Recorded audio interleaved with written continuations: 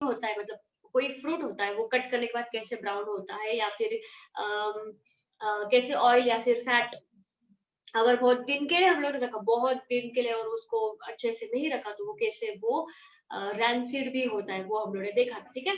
तर घरी सगळ्यांनी रीड केलं असेल, थोडासा विचार पण केला असेल की नक्की एक्झॅक्टली काय आहे ह्याच्यामध्ये केमिस्ट्री, बरोबर ना? ठीक है?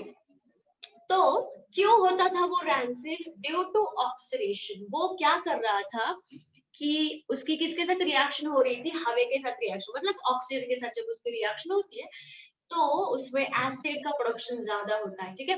एंड ऑफ कोर्स जो कोई भी फ्रूट, कोई भी फूड हो उसमें एसिड होता है, तो वो खाने लायक नहीं रहता, करेक्ट, ठीक है? तो इसके लिए वो तो उसकी वजह से वो क्या होता है, वो रैंसिड बन जाता है, बरोबर ना? नाउ नेक्स्ट इज और एक चीज देखी थी कि हमारी बॉडी में बैड कोलेस्ट्रॉल क्यों बढ़ता है? बैड कोलेस्ट्रॉल क्यों बढ़ता है? एक एक चीज होती है, वो था लिपोप्रोटीन। क्या था वो? लिपोप्रोटीन। बट कौन सा लिपोप्रोटीन? दो टाइप्स के होते हैं, एक होता है low density lipoprotein and second one is high density lipoprotein. तो भाई जब भी हमारी बॉडी में कोलेस्ट्रॉल बढ़ता है, ठीक है, तो वो किसकी वजह से बढ़ता है? ऑफकोर्स हम लोग बहुत ज्यादा ऑयली खाते हैं, बहुत ज्यादा फॅट्स खाते हैं, आणि व्यायाम करत नाही, खायचं आणि बसायचं, खायचं आणि बसायचं एका जागेवरती, बरोबर ना? तो ऐसी चीजें हम लोग बहुत करते हैं, राइट? जिसमें बहुत ज्यादा प्रोटीन होता है, बहुत ज्यादा कार्ब्स होता है। वैसे हम लोग बहुत सारा डाइट लेते हैं, हम नहीं लेते लेकिन लेते हैं बहुत लोग। तो उनमें क्या होता है, फिर उनकी हेल्थ तो हो जाती है, लेकिन जो वेन्स होती है, जो आर्टरीज होती है, उसमें क्या होता है, जो फैट्स होती है वो ऑफ कोर्स वहां पे अटक जाती है, तो वो वहां पे ब्लॉकेज होता है, तभी तो हार्ट अटैक आता है ना। हार्ट अटैक ऐसे ही नहीं आता। ऑफ कोर्स जहाँ पे ब्लड चाहिए हमें सप्लाई करने के लिए चाहिए, वही लाइन, ऑफ कोर्स पानी का अगर कोई लाइन है तो उसमें कचरा अगर वगैरह अटक जाता है तो पानी नहीं आता। वैसे ही हमारे वेन्स होती है, आर्टरीज होती है, उसमें ब्लड का फ्लो ही नहीं होगा, उसमें फैट जाके जमा होगा, तो कैसे होगा? तो हमारा हार्ट बूम, ठीक है? इसलिए हमें हार्ट अटैक आता है। तो वो किसकी वजह से होता है? ऑफ कोर्स हम लोग खाते तो है, लेकिन एक चीज होती है फैट में, वो होता है लो डेंसिटी लिपोप्रोटीन। उसकी वजह से क्या होता है, बॉडी में फैट्स, मतलब बैड कोलेस्ट्रॉल बहुत बढ़ता है। लेकिन अभी जो हमको पढ़ना है दूसरी चीज, अभी थोड़ा एक नेगेटिव साइड देखिए, अब थोड़ा पॉजिटिव साइड देखते हैं। अभी सपोज करो मेरी बॉडी में बहुत ज्यादा कोलेस्ट्रॉल बढ़ा मेरी बॉडी में, ठीक है? मतलब ऐसा नहीं होना चाहिए। फॉर एग्जाम्पल, ठीक है, तो बहुत ज्यादा कोलेस्ट्रॉल बढ़ गया है हमारी बॉडी में, तो अभी हमें गुड कोलेस्ट्रॉल की भी जरूरत है ना। हम लोगों ने देखा कि क्यों होता है वो, लो डेंसिटी लिपोप्रोटीन की वजह से वो कोलेस्ट्रॉल बढ़ता है। लेकिन अब कोलेस्ट्रॉल को हमको कम करना है, या वो जो लोग बहुत ज्यादा कॉन्शियस होते हैं अपने हेल्थ के लिए, वो क्या करते हैं, पहले ही कुछ ऐसे सोर्सेस लेते हैं कि जिसकी वजह से हमारी बॉडी के अंदर जो बैड कोलेस्ट्रॉल है, बैड कोलेस्ट्रॉल है वो बढ़ ना जाए, ठीक है? तो ऐसे ऐसा क्या सोर्स है कि जिसकी वजह से ये कम होता है या फिर बढ़ता नहीं है, गुड कोलेस्ट्रॉल बढ़ता है? तो एक सोर्स है, एक चीज है, दैट इज व्हाट ओमेगा 3। ऐसा लग रहा है बायोलॉजी पढ़ते हैं। तो ये चीज है ओमेगा 3। आपने सुना होगा कि ओमेगा फैटी एसिड्स, ठीक है, आपने इसका नाम तो सुना होगा ना कि ओमेगा फैटी एसिड्स, सुना होगा घर पे या फिर कभी डॉक्टर के पास से सुना होगा। तो जो ये ओमेगा 3 होता है या फिर ओमेगा फैटी एसिड्स होता है, इसमें क्या होता है, इसमें एक चीज होती है that is high density, high density lipoprotein. कोणीही झोपायचं नाहीये लेक्चरच्या मध्ये, ठीक आहे? शांतपणे ऐकायचं, असं नाही बिलकुल बायोलॉजी शिकतो आपण, सगळं बायोलॉजी मध्ये केमिस्ट्री काय सगळं शिकतो, ठीक आहे? तर हाय डेन्सिटी लिपोप्रोटीन HDL, ठीक है? तो ये चीज होती है ना, ये HDL which is responsible for the production of good cholesterol. तो जो बॉडी में हमारी गुड कोलेस्टेरॉल होता है, मतलब हमको यूजुअली ऐसा भ्रम है, इल्यूजन में रहते हैं हम लोग कि हाँ कोलेस्ट्रॉल मतलब बैड, कोलेस्ट्रॉल मतलब बैड। हमें पता ही नहीं होता कि दो टाइप्स के कोलेस्ट्रॉल होते हैं, bad cholesterol, good cholesterol. Good जो होता है वो हमारी बॉडी में जो भी रेगुलेटरी फंक्शंस होते हैं, मतलब एक इसका मेन यूज है that is synthesis of vitamin D.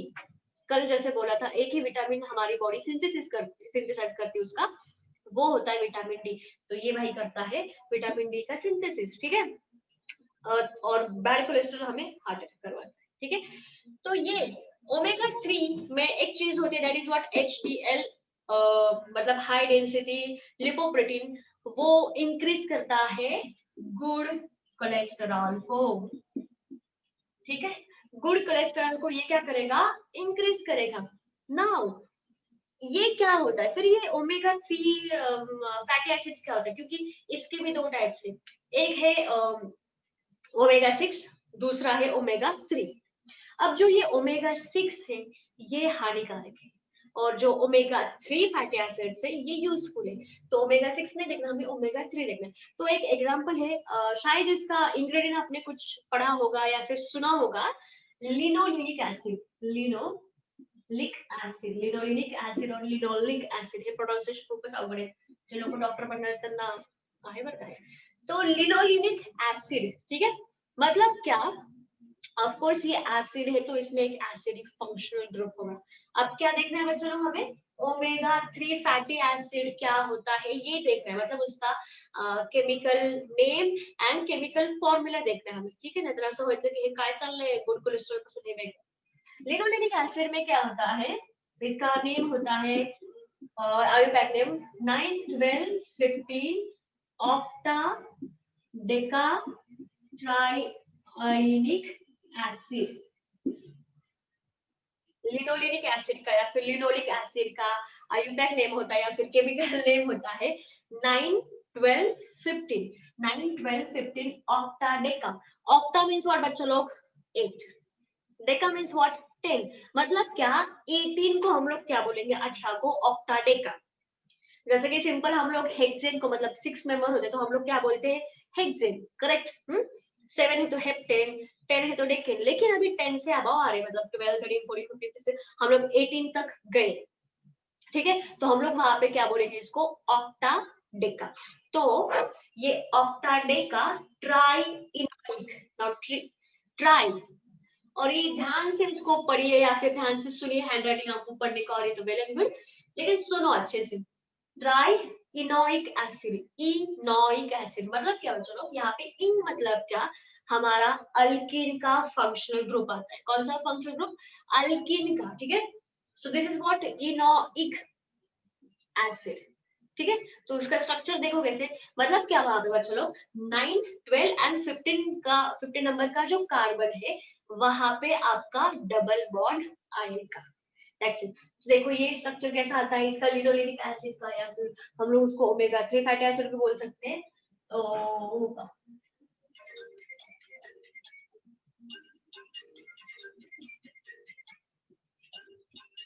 ये है हमारा एसिड, ठीक है, OH. नाउ फर्स्ट, इसको हम लोग ऐसा भी कर सकते हैं, zigzag, 1, 2, 3, 4, 5, 6, 7, 8, 9, 10, 12, 13, 14, 15, 16, 17, 18, ठीक है, करेक्ट.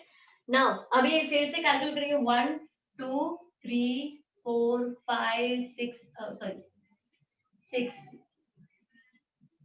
7, 8, 9, 10, 12, 13, 14, 15, 16, 17, 18. यहाँ पे कोई भी CH3 group, of course and है तो CH3 आएगा. अभी उन्होंने क्या बोला है कि 9, 12 एंड 15, तो 9 वाला जो कार्बन है, ठीक है, 9 पे, 12 पे एंड 15 पे क्या आएगा, हमारा एक डबल बॉन्ड आएगा. मतलब क्या होगा, इनोइक एसिड. फैटी एसिड्स क्या होते हैं बच्चों लोग, फैटी एसिड्स में एक कार्बन की लॉन्गेस्ट चेन होती है. Remember one thing, fatty acids contain longest chain of carbon atom with one acidic group. Of course acid है तो वहां पे COOH ग्रुप आएगा. मतलब क्या, ये ग्रुप आएगा प्लस उसके साथ कार्बन की चेन भी आती है बड़ी. तो एक बुक में भी है कि saturated fatty acids and unsaturated fatty acids. तो आपको ऐसा ऐसा माउंटेन जैसा दिखेगा, डोंगर डोंगर से, डोंगर डोंगर दिसत आहे ना, हे सो ये क्या है, it is nothing but the carbon chain. यहाँ पे सारे क्या है, कार्बन है। तो ये अनसैचुरेटेड में आता है। क्यों अनसैचुरेटेड में आता है? क्योंकि यहाँ पे क्या दिख रहा है आपको, डबल बॉन्ड दिख रहा है। तो 9, 12, 15 पे क्या आता है, डबल बॉन्ड ऑक्टा डेका, म्हणजेच टोटल 18 कार्बन, ठीक है। Enoic acid due to this double bond ये जाएगा अल्किन में एंड ओआइस एसिड म्हणजेच हे। तो ये है हमारा ओमेगा 3 लिनोलेनिक एसिड। तो ये इंक्रीज करता है good cholesterol due to HDL म्हणजेच काय, high density lipoprotein, high density lipoprotein. और ओमेगा 6 एसिड है, हानिकारक है, ठीक है। चलो पटके मतलब स्क्रीनशॉट मारा।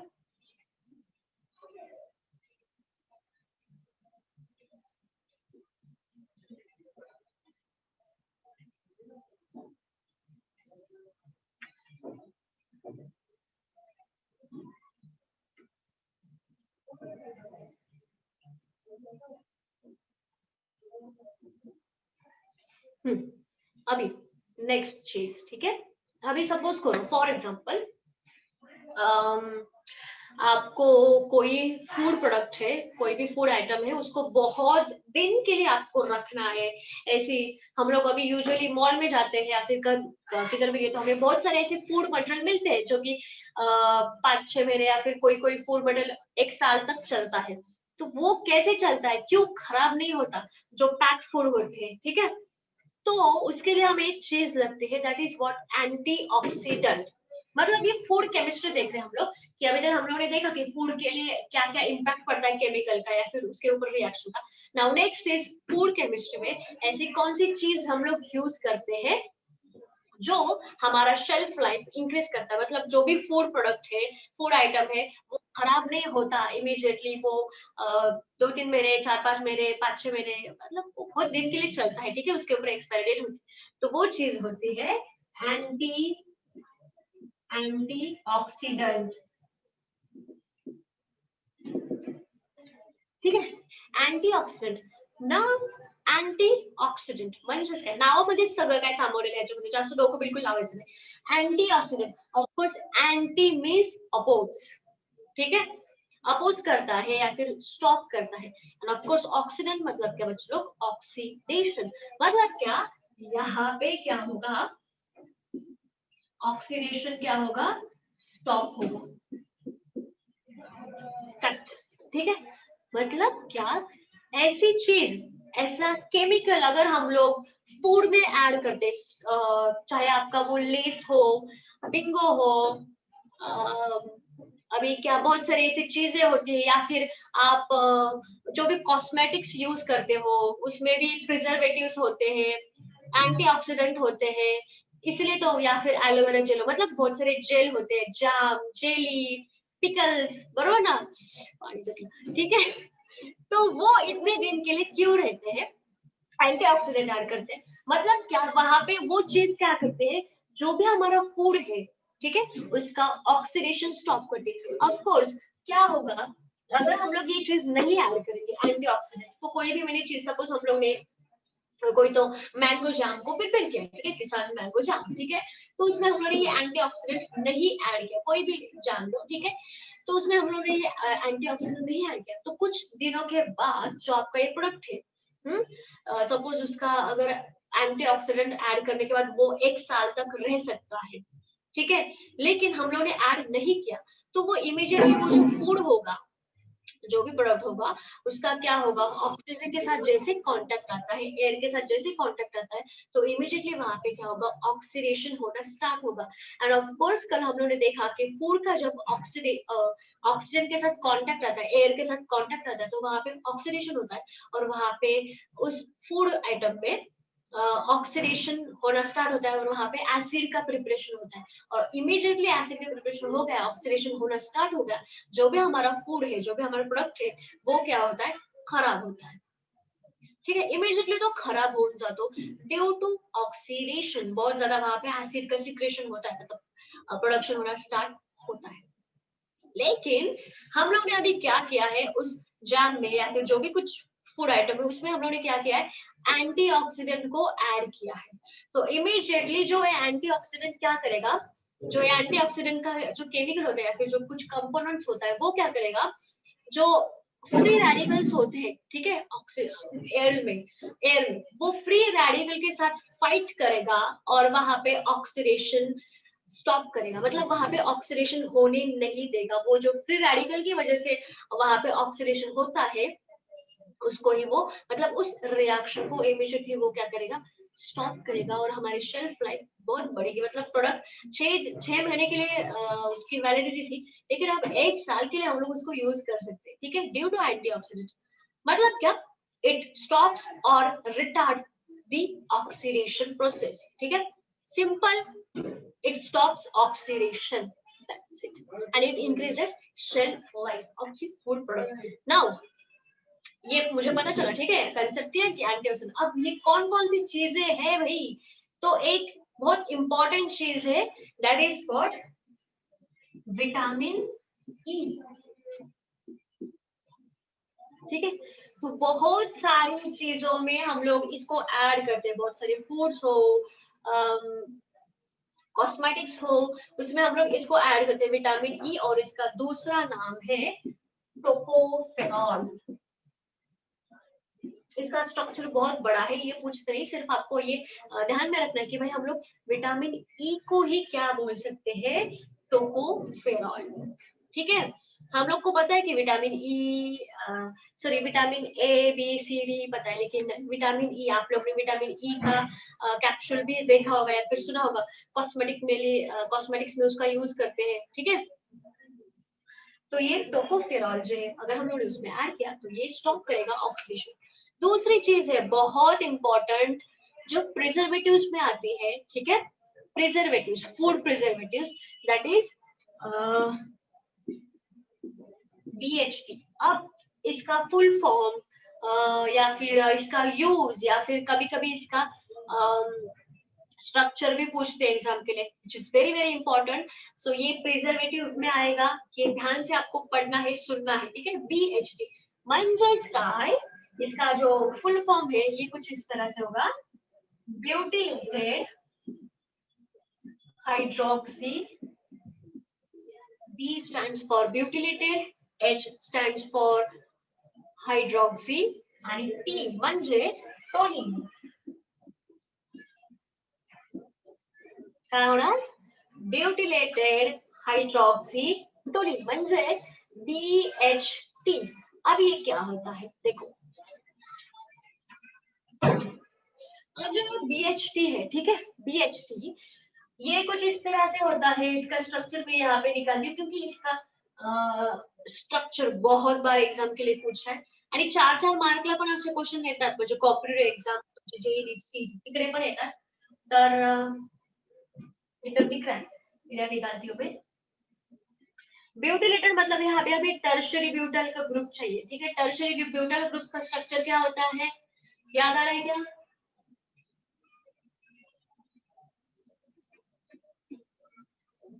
ठीक है। यहाँ पे जाएगा हमारा CH3, CH3 ऊपर रखो नीचे रखो, एक ही बात है, ठीक है, कहीं प्रॉब्लम नहीं। OH, ठीक है, इसको हाइड करो चलो। अब ये क्या बना, बेंजीन रिंग को क्या है हमारा CH3, तो हमारा ये क्या बन चुका है, टोलिन, करेक्ट। अब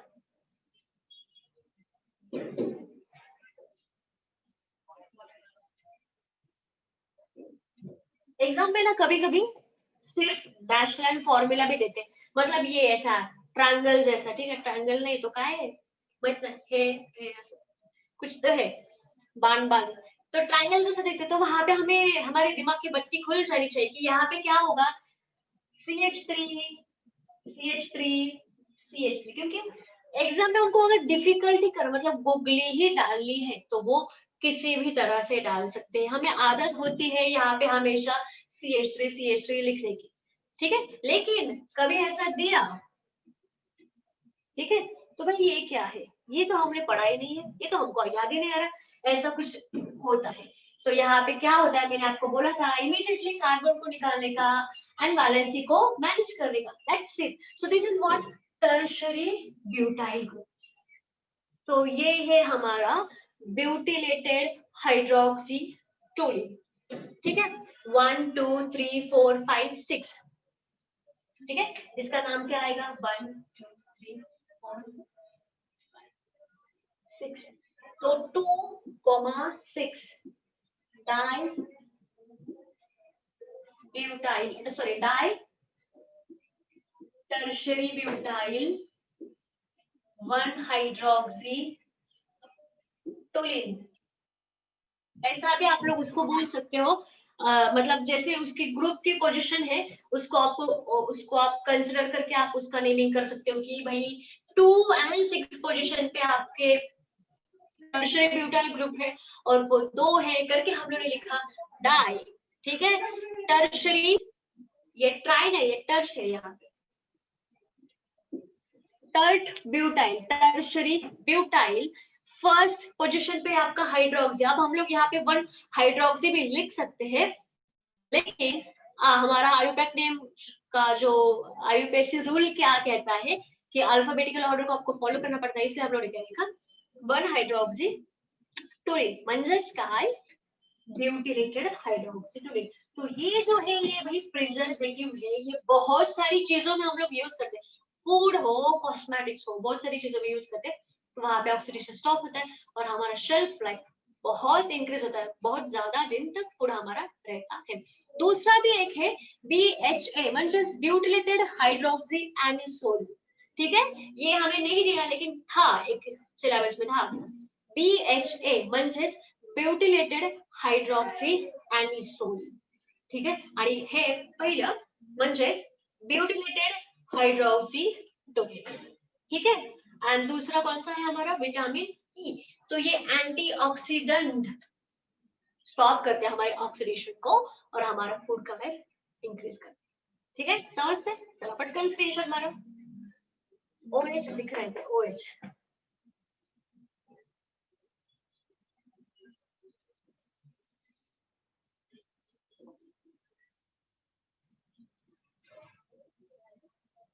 इंटरेस्टिंग है ना ये, थोड़ा सा मुझे तो इंटरेस्टिंग लगता है, ये एप्लीकेशन बेस है ना पूरा ये तो।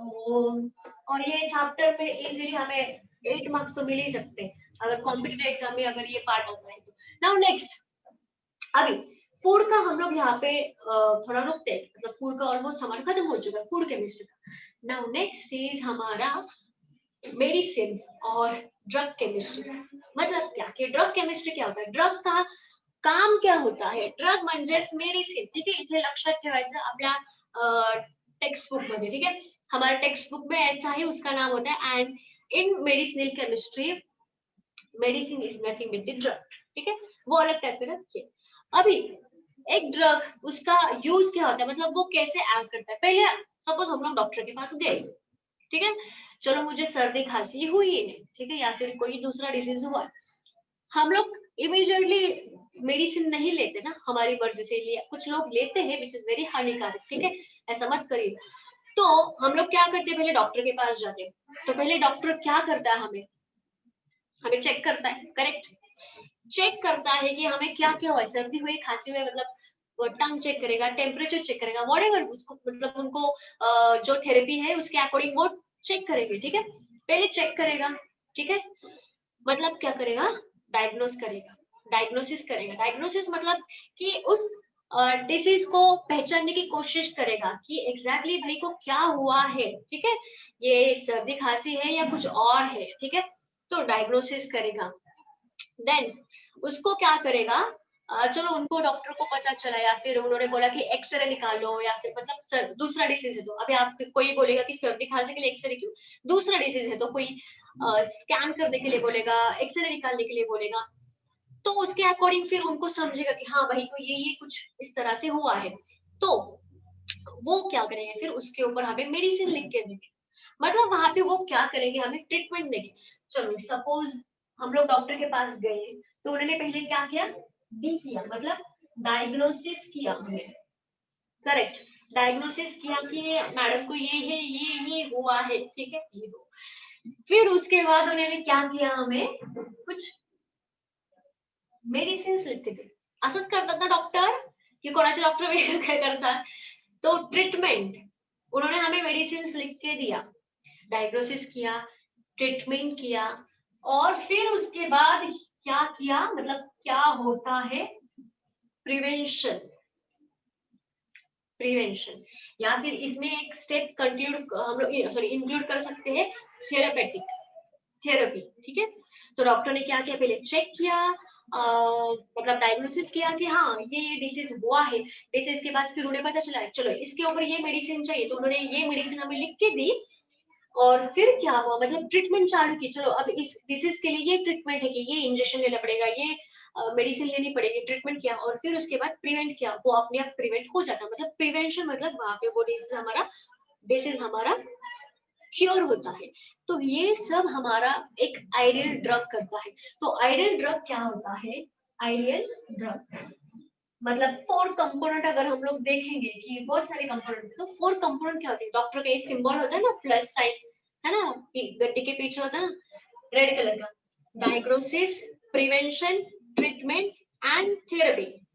ठीक है, डायग्नोसिस करते हैं, ट्रीटमेंट करते हैं, प्रिवेंशन करते हैं और थेरापेटिक, मतलब एक ड्रग क्या करेगा, diagnose, treatment, prevention and therapeutic application हमें देगा। तो ये कुछ इस तरह से हमारा ड्रग के आइडियल कैरेक्टरिस्टिक्स होते हैं कि मतलब कोई भी हम लोग आइडियल कैरेक्टरिस्टिक्स, और अगर हम लोग देखें तो हमें ये भी पता होना चाहिए कि कोई भी ड्रग, मतलब सपोज करो कि ऐसा ही ड्रग, आइडियल ड्रग क्या होता है कि सपोज मेरा हेड एक हो रहा है, तो मैंने हेड एक के लिए गोली खाई, लेकिन हेड एक स्टॉप होने की वजह से मेरा हैंड पेन हो रहा है अभी, मतलब ये आइडियल ड्रग नहीं हुआ ना। या फिर हम लोग ने कुछ कोई मेडिसिन ली हेडेक के लिए या फिर कोई भी इसके लिए, और हमें किधर तो एलर्जी हो गई, इचिंग हो गया, मतलब उसका यूजुअली जो ऑलमोस्ट सारे ड्रग्स मतलब मेडिसिन, कोई तो हमें उसके ऊपर साइड इफेक्ट्स होती ही है कि फॉर एग्जांपल किसी को वोमिटिंग होता है, किसी को हेडेक होता है, या फिर किसी को बहुत ज्यादा नौशिया होता है, मतलब ऐसे बहुत सारे चीजें होती है। ठीक है, और हर एक ड्रग का होता ही है, असं कुठलंच मेडिसिन नाही की त्याचं साइड इफेक्ट काहीच नाही, मतलब हम लोग क्योर होते, यस ऑफकोर्स हम लोग क्योर होंगे, हेडेक के लिए तो हमारा हेडेक क्योर होगा, लेकिन फिर उठने के बाद ऐसा एकदम जड़ जड़ लगना डोका। ठीक है, तो बहुत भारी भारी लगेगा, या फिर कभी कभी थोड़ा सा धुंधला धुंधला भी लगता है, तो ऐसे साइड इफेक्ट होते हैं, वो होते हैं। लेकिन एक ऐसा ड्रग या फिर एक ऐसा मेडिसिन लिया है, वो क्योर करने की वजह हमें और साइड इफेक्ट दिखा रहा है, और साइड इफेक्ट दिखा रहा है, so that is not your ideal drug. तो आइडियल ड्रग जो है हमारा, वो मैक्सिमम हमारी बॉडी के ऊपर गुड वर्क करना चाहिए, देन उसके साइड इफेक्ट कम से कम होने चाहिए। ठीक है, तो ये कुछ ऐसे कैरेक्टरिस्टिक्स होते हैं, एंड उसका थेरेपेटिक यूज होना चाहिए, जो थेरेपी के लिए दिया है उसके ऊपर ही हमें उसका काम दिखना चाहिए। ठीक है ना, ड्रग का क्लासिफिकेशन, अभी ये तो मुझे पता चला कि ये ड्रग होता है, उसकी वजह से हम लोग क्योर होते हैं, बड़े हो तो अपन पटकन आजारी असल्या होते। ठीक है, ओके, वेरी गुड। तो कौन कौन से टाइप्स के ड्रग है, बहुत सारे डिसीज है, तो ऑफ कोर्स बहुत सारे ड्रग्स है, ऐसा नहीं है कि सारे डिसीज के लिए पैरासिटामोल ही चलता है, सारे डिसीज के लिए एस्पिरिन चलता है, सारे डिसीज के लिए क्रोसिन।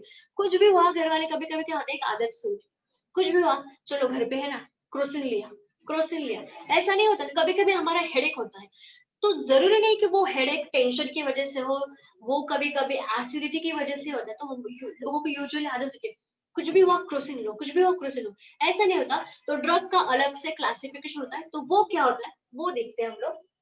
अभी ये बहुत इंटरेस्टिंग पार्ट, बहुत इम्पोर्टेंट, जिसके ऊपर बहुत क्वेश्चंस आते हैं, बोर्ड प्लस तुमचं जेई नीट सीट, इसके ऊपर बहुत क्वेश्चन है, इजी आणि इंटरेस्टिंग आहे ते।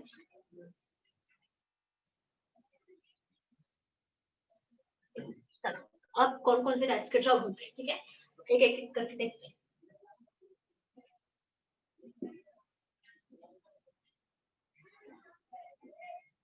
First, analgesics. एनाल्जेसिक, कभी आप हॉस्पिटल में गए डॉक्टर को विजिट करने के लिए, आपका फैमिली डॉक्टर, तो उनको पूछने का कि ये क्या है वो क्या है, जरा क्यूरियोसिटी। फर्स्ट एनाल्जेसिक, फिर आते हैं, वैसे बहुत टाइप्स है लेकिन हमें कुछ सिलेक्टिव टाइप को पढ़ना है। एनाल्जेसिक सेकेंड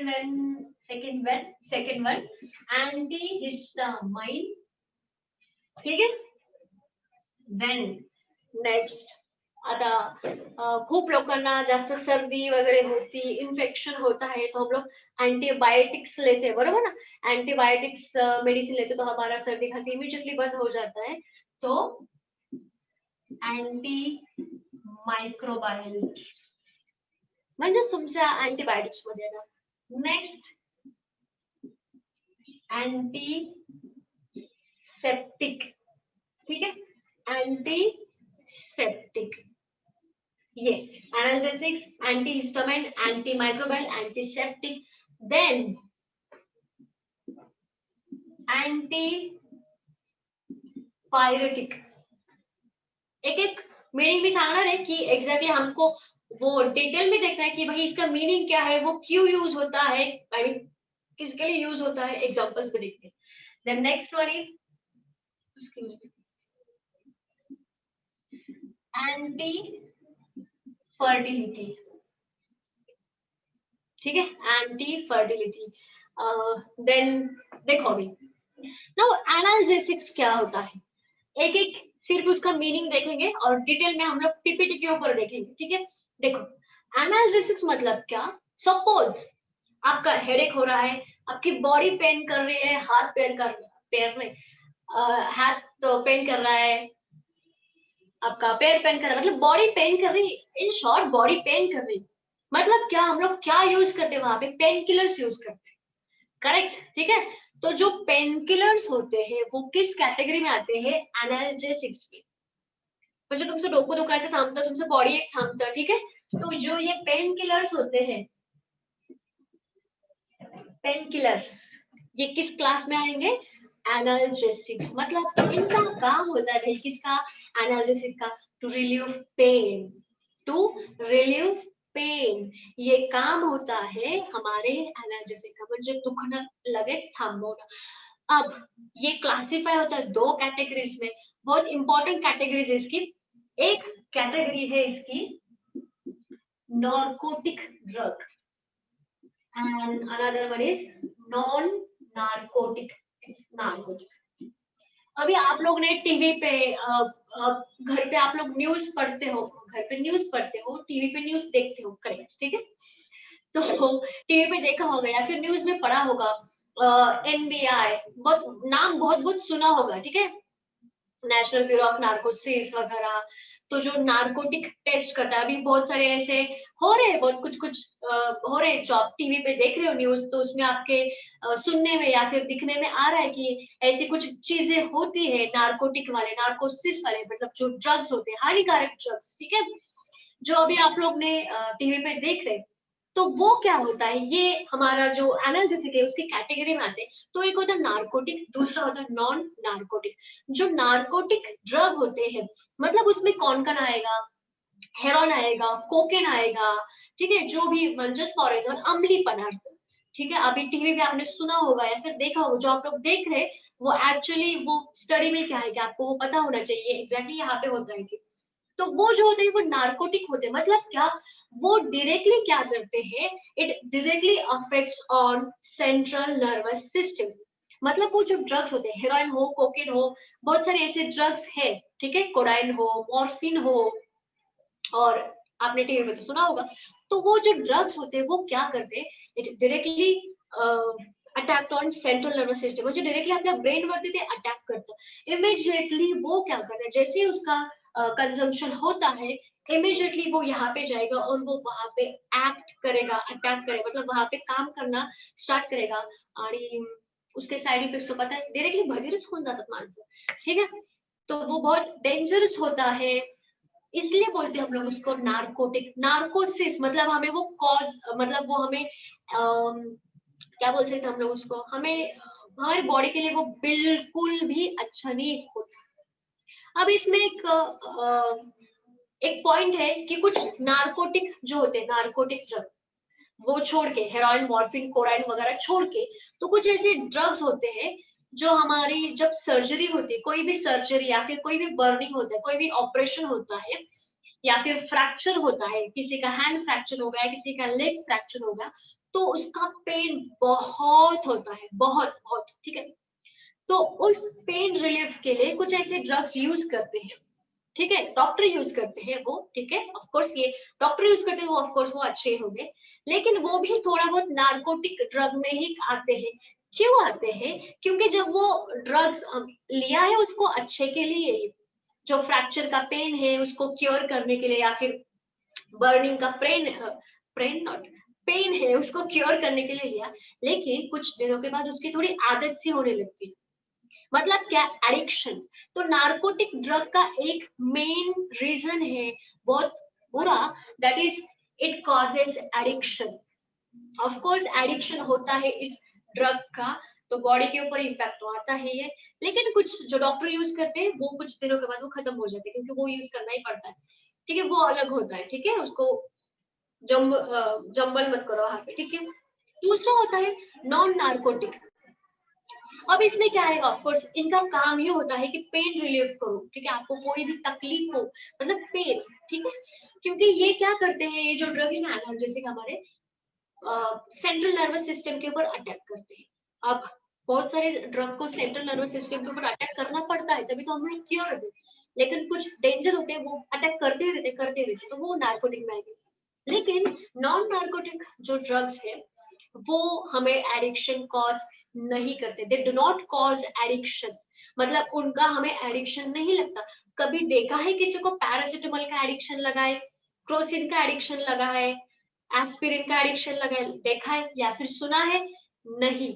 तो जो ये नॉन नार्कोटिक्स होते हैं उसमें आएगा हमारा एस्पिरिन, हमारा क्रोसिन, डोकी दुखीची गोळी है बरोबर ना, किंवा तुमचा पैरासिटामोल, तो ये इसमें आता है। They do not cause addiction, ठीक है, they only relieve the pain, ठीक है, बस। ये आते हैं हमारे एनाल्जेसिक में, उनका डिटेल में एग्जांपल तो हम लोग देखेंगे कि कैसे हम लोग को एस्पिरिन की प्रिपरेशन करनी है, वो कैसे हम लोग प्रिपेयर करते हैं, ठीक है। तो ये हमारे कैटेगरी है ड्रग्स की, इनका इन डिटेल हमको स्टडी करना है, ठीक है, खूब इंटरेस्टिंग है, ठीक है, तो कल हम लोग इसका देखते हैं इन डिटेल में स्टडी करेंगे, ठीक है। सो आज के लिए जितना भी हम लोग ने सीखा है उसको आपको रीड करना ही, ठीक है। सो अच्छे से रीड करो, होमवर्क आपका रहेगा जो कल हम लोग ने सीखा, browning of fruit, rancidity of oil and fat, and आज को omega fatty acids and vitamin E tocopherol, उसका आपको डेफिनेशन एग्जांपल उसका डिटेल में आपको नोट्स बना के, मतलब नोट्स बनाओ। दूसरा एक्सरसाइज के पीछे जो उसके ऊपर क्वेश्चन है उसको सॉल्व करो इमीडिएटली, आज उसको क्लासरूम के ऊपर सेंड करो, ठीक है। So thank you so much everyone and bye bye.